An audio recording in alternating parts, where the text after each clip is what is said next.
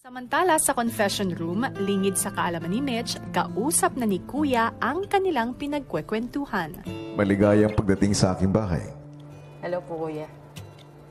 Maaari ka ba magpakilala? Ako po si Dudes, ang partner po ni Mitch. Maaari mo bang ibahagi sa akin yung inyong love story? Nagkakilala po kami nun sa piyesta ng bayan ng Lucena po. Tapos yun, unang kita ko pala sa kanya, nagustuhan ko na agad siya. Saka yun, simula nun, hindi ko na siya tinigilan. Niligawan ko po siya. Dinadala ko po siya ng mga food na gusto niya, saka flowers, ganun. Tapos, lagi ko siyang sinasamahan. Gaano katagal na kayo magkasama ni Mitch?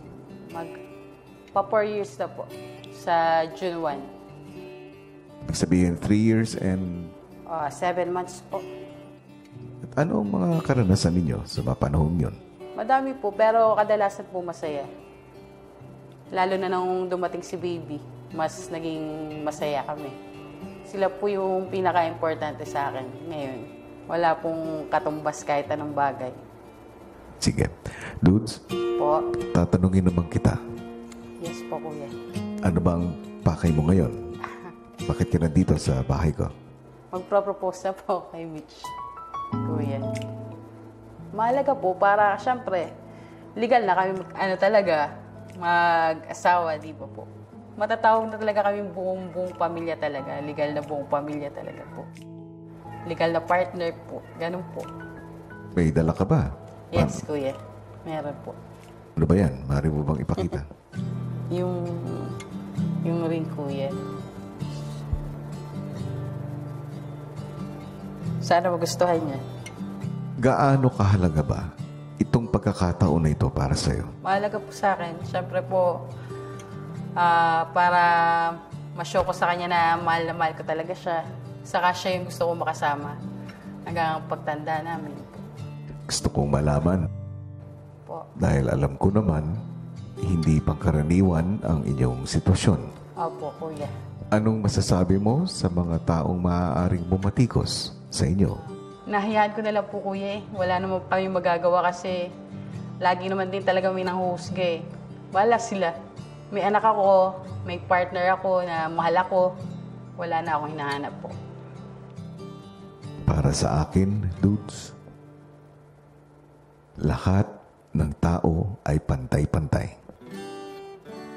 Mapalalaki, mapababae, o kung ano man ang kasarian na nais nilang piliin. Thank you po, Kuya. Dahil ang mahalaga ay ang mga desisyon na ginagawa mo at kung nagpapakita ka ng pagmamahal sa iyong kapwa. At nakita ko yan sa iyo, dudes. Salamat po, Kuya. Nakikita ko ang pagmamahal mo kay Mitch at nagbunga yun ang inyong pagmamahalan sa pamamagitan ng inyong anak.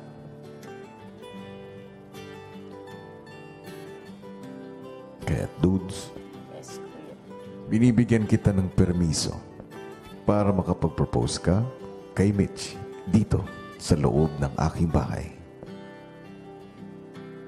Thank you, Kuya. Pero dudes, naniniwala din ako na lahat ng bagay ay may kapalit o kailangan paghirapan. Apo, Kuya.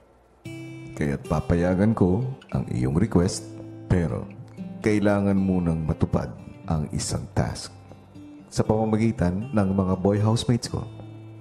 Sila ang tutulong sa iyo. Okay po, Kuya. Tinatanggap mo ba ang aking hamon? Yes, Kuya. Okay po.